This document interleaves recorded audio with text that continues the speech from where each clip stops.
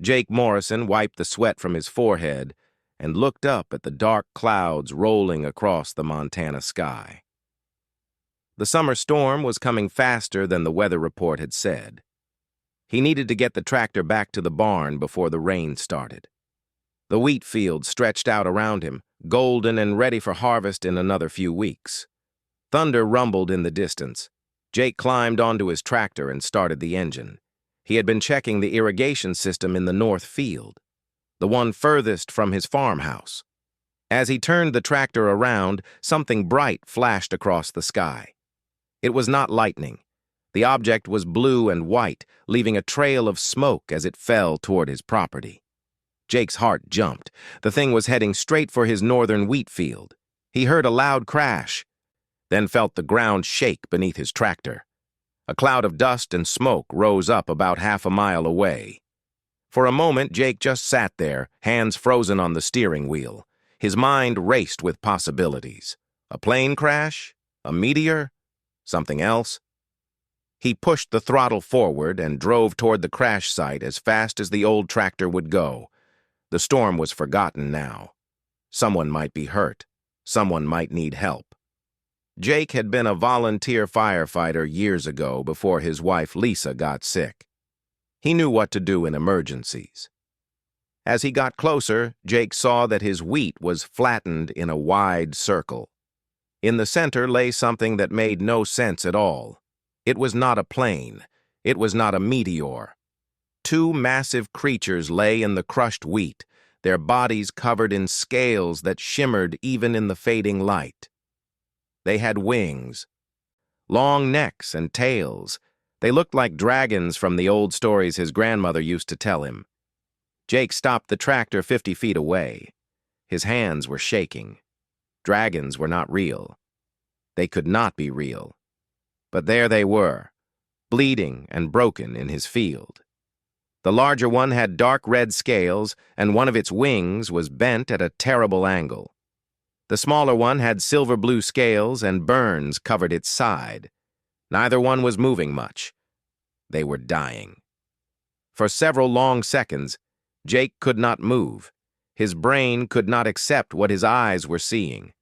Then the smaller dragon lifted its head slightly and made a sound, a low moan of pain that cut through Jake's shock. It did not matter what these creatures were. They were hurt. They needed help. Jake jumped down from the tractor and ran back to grab his toolbox and the heavy chains he used for pulling stumps. He kept a first aid kit in the tractor, too, though he had no idea if it would help creatures like these. As he approached, the larger dragon's eye opened. It was golden and intelligent. The dragon watched him but did not move. It could not move. Jake knelt beside the smaller dragon first. Up close, he could see it was breathing in short, painful gasps. The burns looked bad, worse than anything he had seen before. The scales were cracked and oozing a clear fluid. Jake opened his first aid kit with trembling hands. He had gauze, antiseptic, and burn cream. It would have to do.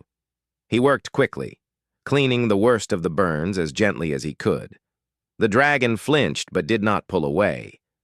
Jake talked to it softly, the way he used to talk to frightened horses. His voice was calm, even though his heart was pounding. The dragon's breathing seemed to ease a little. The larger dragon made a clicking sound. Jake looked over and saw it watching him work. There was something in that golden eye, something that looked almost like gratitude. Jake moved to check on it next.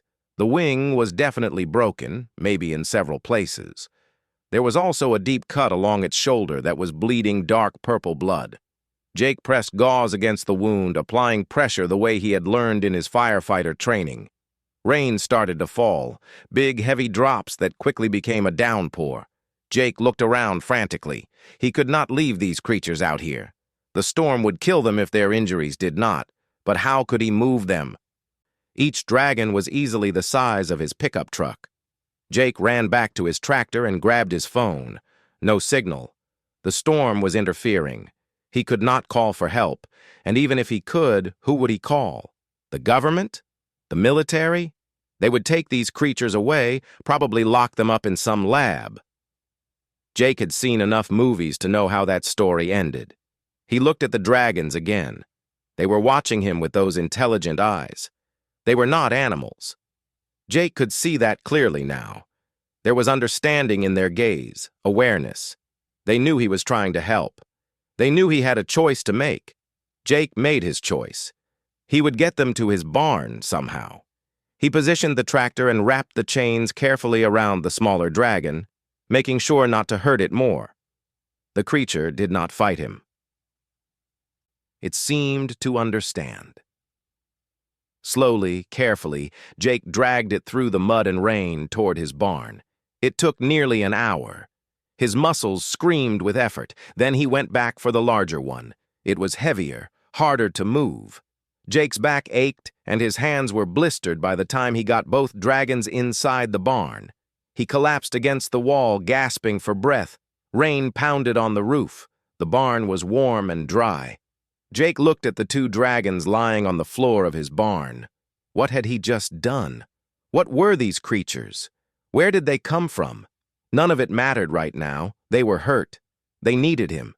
He stood up, grabbed his veterinary supplies, and got back to work.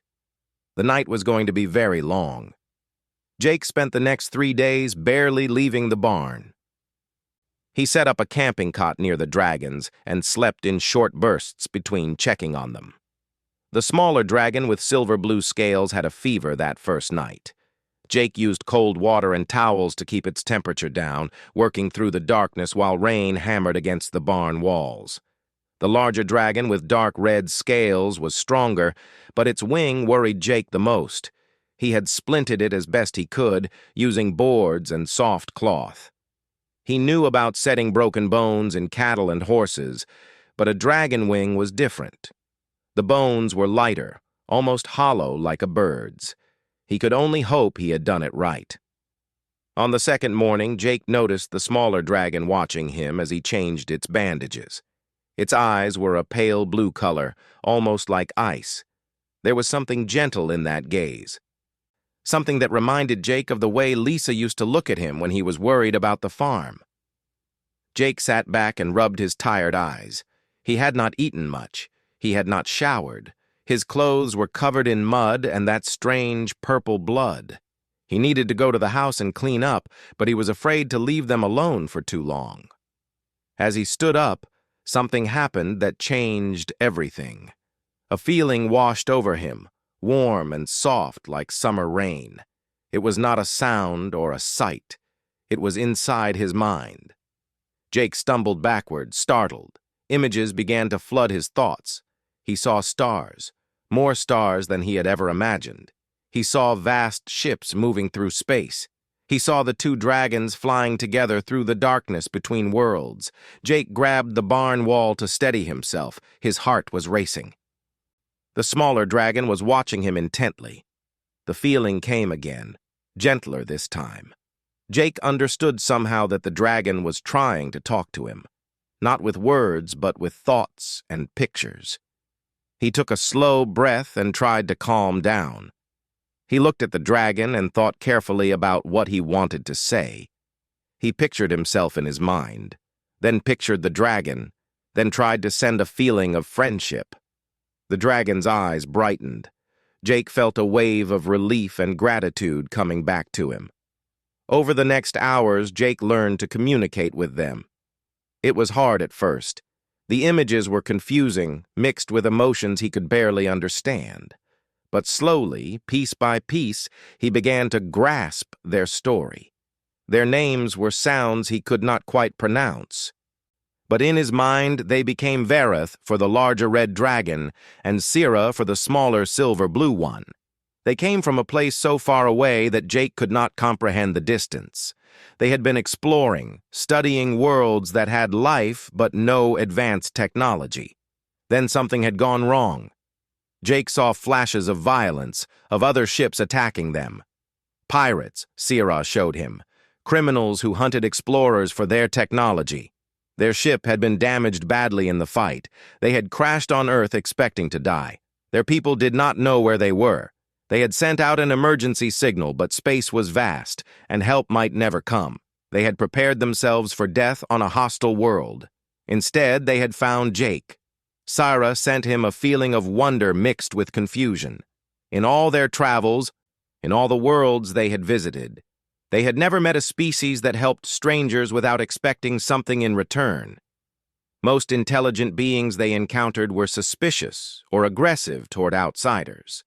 Yet this human, this fragile creature, who could have run away or called his authorities, had chosen to drag two enormous unknown beings into his shelter and care for them. Jake felt embarrassed by their amazement. He sent back simple images of injured animals he had helped over the years. A calf with a broken leg, a dog hit by a car on the road. It was just what you did when something was hurt. It did not matter what it was. That evening, as Jake finally went to his house to eat and shower, he tried to send them his own story. He was not good at the telepathy yet, but they seemed to understand. He showed them Lisa, his wife. Her dark hair and bright laugh. He showed them the farm as it used to be, full of life and plans. Then he showed them the hospital, though he did not linger on those memories. The cancer had taken her 3 years ago. The farm had been too big for one person, but Jake could not leave it. This was the home they had built together.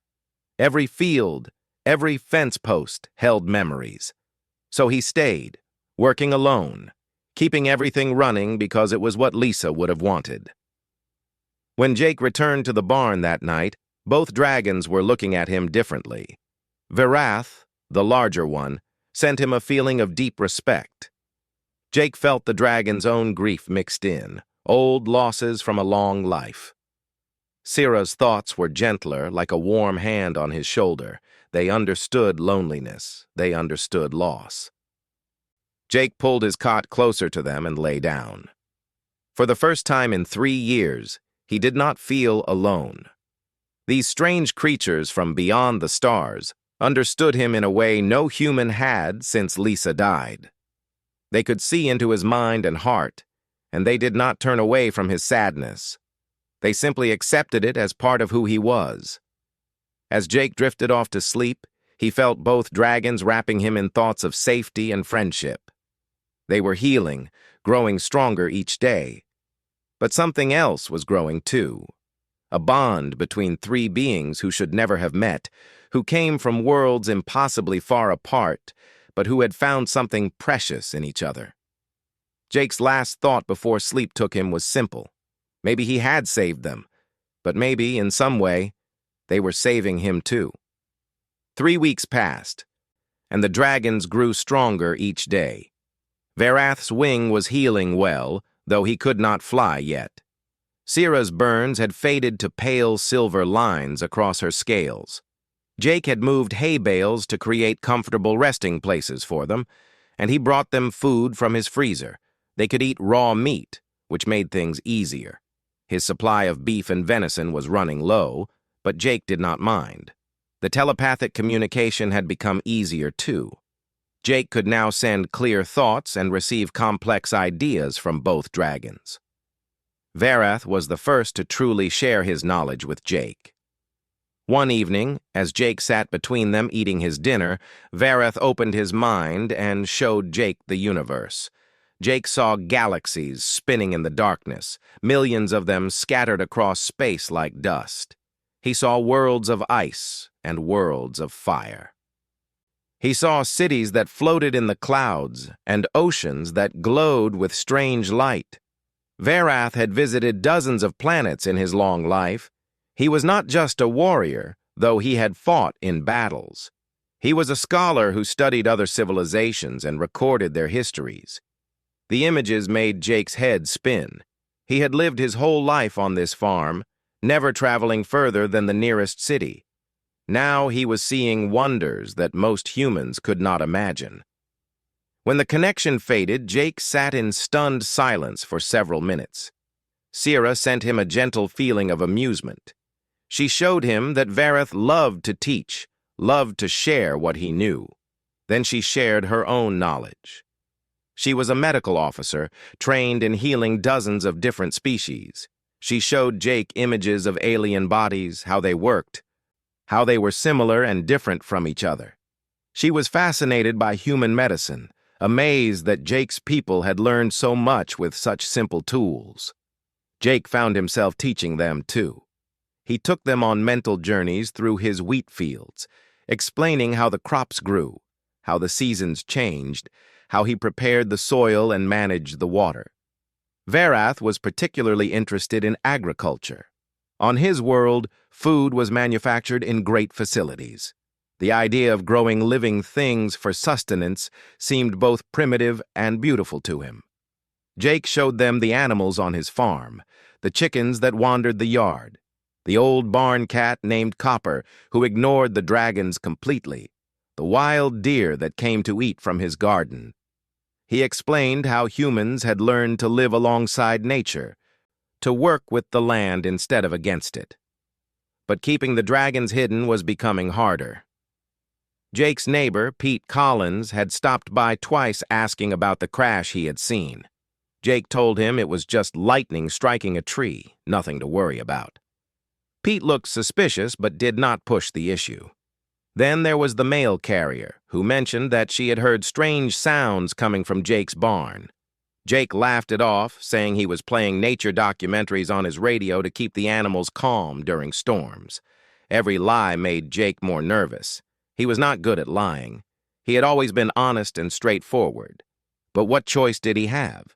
If anyone discovered Verath and Sira, the government would take them away. Scientists would study them. The military would see them as threats or weapons. Jake could not let that happen. The dragons understood his stress. They saw it in his thoughts, felt it in his emotions. Sira showed him that they would leave as soon as they could, that they did not want to put him in danger. But Jake sent back firm disagreement. They would stay until they were fully healed. He would not throw them out before they were ready. As the weeks went on, the dragons began to see Jake's life more clearly. They watched him work from sunrise to sunset, maintaining a farm meant for 3 or 4 workers. They felt his exhaustion at the end of each day. They sensed his loneliness when he returned to his empty house at night. Verath sent Jake curiosity one evening. Why did Jake stay here alone? Why not sell the farm and move somewhere easier, somewhere with other people? Jake struggled to explain. This farm was his and Lisa's dream. Every fence he fixed, every field he planted, kept her memory alive. Leaving would feel like abandoning her. The dragons did not argue. They simply sent understanding and acceptance. Verath shared that his own mate had died in a war many years ago. He too knew the weight of memories, the difficulty of moving forward. Sira had lost her family young. She understood choosing purpose over ease. In the 4th week, Jake's luck ran out, though not in the way he feared. He had been working too hard, sleeping too little, and the stress was catching up with him. One morning, Jake woke up feeling terrible. His chest hurt, his head pounded. He could barely breathe without coughing. Jake tried to ignore it and do his morning chores, but he collapsed halfway to the chicken coop. He managed to crawl back to his house and fell into bed. Fever took him quickly. His thoughts became confused and jumbled. Time lost meaning. Through the haze of sickness, Jake felt Verath and Sira in his mind. They were panicked. They had sensed his collapse through their connection, but they were trapped in the barn, still too weak to break out, unable to reach him.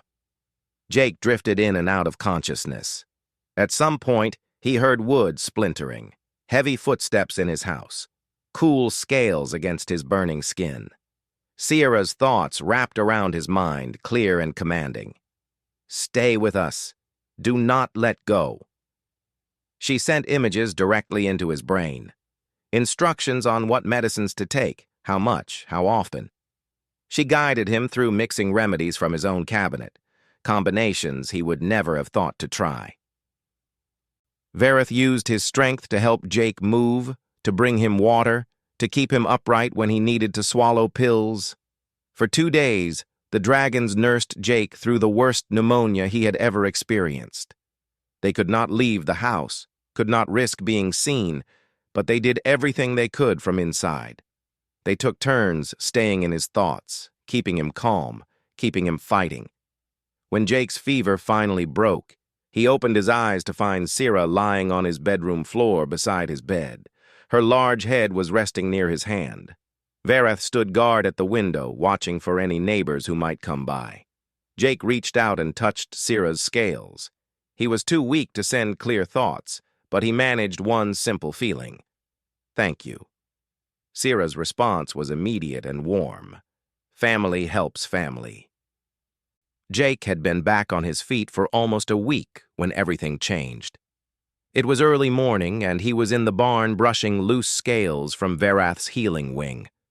The dragon had been practicing small movements, stretching the muscles carefully. In another few weeks, he might be able to fly again. Suddenly, both dragons went rigid. Their heads snapped up toward the sky. Jake felt alarm flooding through the telepathic connection, sharp and urgent. Varath sent him a single-word concept that Jake understood immediately. Ships. Their people had found them. Jake ran outside and looked up. At first he saw nothing. Then 3 dark shapes appeared in the sky, descending rapidly. They were sleek and metallic, nothing like human aircraft. They moved with impossible speed and precision. Jake's heart hammered in his chest. This was it. The moment he had been dreading. The ships landed in his northern field, the same place where Varath and Sira had crashed. Jake stood frozen, not knowing what to do. Should he hide? Should he run? But Varath's thoughts reached him, calm and steady. Stay. We will face this together. A door opened in the largest ship. Dragons emerged, walking on their hind legs in a way that Varath and Sira rarely did. They were armored, carrying weapons that hummed with energy. Jake counted 6 of them. The one in front was massive, even larger than Varath, with scales of deep crimson. The group moved toward the barn. Jake forced himself to walk forward and meet them. His legs felt like rubber. These were warriors, soldiers, and he was just a farmer with no weapons and no plan. But he would not hide while Varath and Sira faced their own people alone. The large crimson dragon stopped 10 feet away from Jake. Its golden eyes studied him with an intensity that made Jake want to look away, but he held the gaze. Then the dragon spoke, not with telepathy, but with actual words. Its voice was deep and rumbling, with an accent that made English sound strange and formal. I am Commander Dracos. I seek 2 of my people who crashed on this world. You will take me to them, human. Jake swallowed hard. They're in my barn. They were badly hurt. I've been taking care of them. Dracos's eyes narrowed. You took care of them? Why would you do this? Because they needed help, Jake said simply. Before Dracos could respond, Varath emerged from the barn. He moved slowly, favoring his healing wing, but he held his head high. Sira followed close behind him. When Dracos saw them, his expression changed completely. He rushed forward and touched his head to Varath's, in what was clearly a gesture of affection and relief. Brother, Dracos said, switching back to his own language. But through Varath, Jake could understand the conversation. We thought you were dead. We have been searching for weeks. I would have died, Varath replied. We both would have. This human saved us. Dracos looked back at Jake with something that might have been respect, but it faded quickly. Come. We must leave immediately. The Council has made decisions that affect this world. We need to get you to safety before the fleet arrives. What fleet? Sira asked, alarm in her voice. Dracos's expression turned grim. The Council has classified this planet as a resource world. The dominant species shows no signs of advanced technology or space travel. According to our laws, such worlds can be claimed. A colonization fleet will arrive in 7 days. Jake felt his blood run cold. He did not fully understand all the words, but he grasped the meaning. The dragons were going to take Earth. They were going to invade. No, Verath said firmly. The humans are intelligent, aware. They have civilization, culture, technology. This world is protected under the non-interference laws. Their technology is primitive, Dracos argued. They have barely left their own planet. They do not meet the threshold for protection. The Council has already decided. I am sorry, brother, but there is nothing we can do. We must leave now, before the fleet arrives. Jake found his voice. You can't just take our world. This is our home. We have billions of people here, families, children. You can't do this. Dracos looked at him sadly. I do not make these decisions, human. I only follow orders. Your people will not be harmed if they cooperate. But Earth's resources are needed. The Council will not change its mind. Verath and Sierra exchanged a long look. Jake felt complicated emotions flowing between them through their connection. Then Verath turned to his brother. We will not leave. We will not let this happen. That is treason, Dracos said quietly.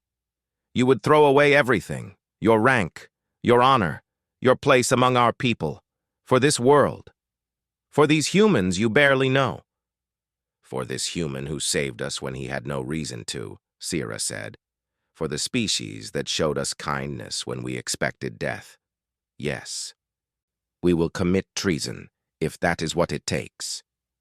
Dracos closed his eyes, pain clear on his face. I cannot support this. I cannot help you.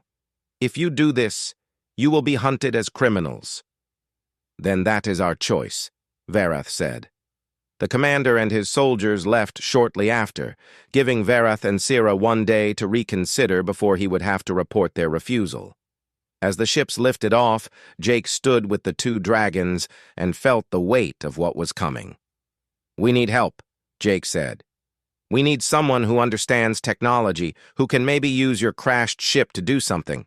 I know someone, an old friend named Ben Harley. He works for a private space company. He's brilliant with communications and electronics. Verath looked at the ruined ship still lying in the field. What are you thinking? You said your people care about public opinion, about how other species see them. What if we could tell your story to everyone? What if we could show them that humans are worth protecting? Not through arguments or laws, but through proof. Through what happened between us. Sierra's eyes brightened. A broadcast. Using our ship's transmitter. It could reach across known space if we boost the signal enough. We have 7 days, Jake said. Can we do it? Verath looked at his brother's ships disappearing into the sky. We have to try. For your world. For all the humans like you who would show kindness to strangers. Jake pulled out his phone and called Ben. It rang 3 times before his old friend answered. Jake took a deep breath. Ben, I need your help with something. It's going to sound crazy, but you have to trust me. Can you come to my farm right away? And bring every piece of communications equipment you can carry. Ben Harley arrived 6 hours later in his old pickup truck, the bed filled with computers and strange equipment. He was a tall man with messy brown hair and grease stains on his shirt. When he saw the dragons, he stopped dead in his tracks and said a word Jake had never heard him use before. Then he fainted. Jake and Sierra revived him with water and patience. When Ben could speak again, he just kept saying, dragons, real dragons, from space, over and over. Finally, Verath touched Ben's mind gently with telepathy, sharing just enough to prove they were real and intelligent. Ben sat down hard in the dirt and laughed. The kind of laugh that comes when reality breaks apart and reassembles into something new. Okay, Ben said eventually. Okay, what do you need me to do? They worked without stopping for the next 5 days. Jake documented everything with his phone's camera. He recorded Verath and Sierra in the barn, showed how he had bandaged their wounds, explained how they communicated. He filmed quiet moments of them sharing meals, of teaching each other about their worlds. He captured Sierra's gentle nature and Verath's wisdom. He spoke directly to the camera about that first night, how he had been terrified, but could not leave them to die. Ben and Sierra worked on the crashed ship's transmitter. Her knowledge of the technology combined with his understanding of communications created something neither could have built alone. They salvaged parts from the wreckage, rerouted power systems, and built boosters from Ben's equipment. Varath added his own expertise, drawing diagrams in the dirt to show Ben how dragon technology worked. Jake recorded all of it. He made sure to capture Ben's amazement, his questions, his growing friendship with the dragons. He wanted to show that what happened between them was not unique to Jake. Humans could connect with other species. They could learn, adapt, and build something together. On the 6th day, Dracos returned alone. He landed his ship quietly and walked to the barn where they were all working. His expression was tired and sad. "I have to report your decision tomorrow," he told Varath. "This is your last chance to come home." Varath shook his head. "This is our home now. We will not abandon it." Dracos looked at Jake, then at Ben, working beside Sierra on the transmitter. He watched them for a long moment. Something changed in his eyes. "What are you building?" "A broadcast system," Sierra explained. "We are going to tell the truth about what happened to us, about the humans who saved us." "Show me the recordings," Dracos said quietly. They played the videos for him on Ben's laptop. Dracos watched in silence as Jake's story unfolded. He saw his brother broken and dying. He saw the human farmer working through the night to save 2 aliens he had never seen before. He watched the bond form between 3 beings from different worlds. When the videos ended, Dracos closed his eyes. "Our people have forgotten something important," he said slowly. "We used to value honor above all else. We used to believe that how you treat the helpless shows your true nature. We have become so focused on expansion and resources that we forgot why we explore the stars in the first place, to find beauty, to find wisdom, to find beings worth knowing." He looked at Jake. "You are a simple farmer. You have no weapons or armies, but you have something my people lost. You have a good heart. You saw suffering and you acted. That is worth more than all the resources on this planet." "Will you help us?" Varath asked his brother. Dracos was quiet for a long time. Then he nodded. "I will, and I will face whatever consequences come. Some things are worth fighting for." On the 7th day, they were ready. The transmitter was powerful enough to reach every civilized world in the known galaxy. Ben had encoded the videos to be compatible with hundreds of different species' technology. They would broadcast in multiple formats, ensuring everyone could see it. Jake stood in front of the camera one last time. He spoke simply and honestly. He told the universe about Varath and Sierra. He told them about his farm, about Lisa, about how helping others was just what decent beings did. He asked anyone watching to see humans not as primitives to be conquered, but as people trying to live good lives. He asked for a chance to prove that Earth deserved to join the galactic community as equals. Then they sent the signal out into space. For hours, nothing happened. They sat together in the barn, waiting. Jake made coffee. Ben paced nervously. The dragons remained calm, though Jake could feel their tension through the telepathic link. Then Ben's laptop started pinging. Messages were coming back, thousands of them, millions. The videos were spreading across alien networks faster than they had imagined. Species they had never heard of were watching Jake's simple story. Within 2 days, it became a political crisis. Other civilizations began demanding the Council leave Earth alone. The images of Jake caring for the wounded dragons had touched something universal. Compassion spoke across all barriers. The Council called emergency sessions. Protests erupted on dragon worlds. Young dragons questioned why their leaders would destroy a species capable of such kindness. Commander Dracos spoke before the Council, using his rank and reputation to argue for Earth's protection. He showed them what his brother had found on this small farm in Montana. He told them that conquering humans would shame their civilization forever. The Council agreed to a treaty. Earth would be protected, given time to develop, and offered peaceful contact when humanity was ready. Jake's farm became the first official embassy between species. Verath and Sierra chose to stay as ambassadors. Dracos visited often, helping to build understanding between their peoples. Jake's lonely farm transformed into a bridge between worlds. Scientists came to learn. Diplomats came to negotiate. But mostly, people came because they had seen the videos and wanted to meet the farmer who changed everything. Jake still worked his fields every morning. He still took care of his animals. But now Verath and Sierra were there, sharing his days, filling the empty spaces Lisa had left behind.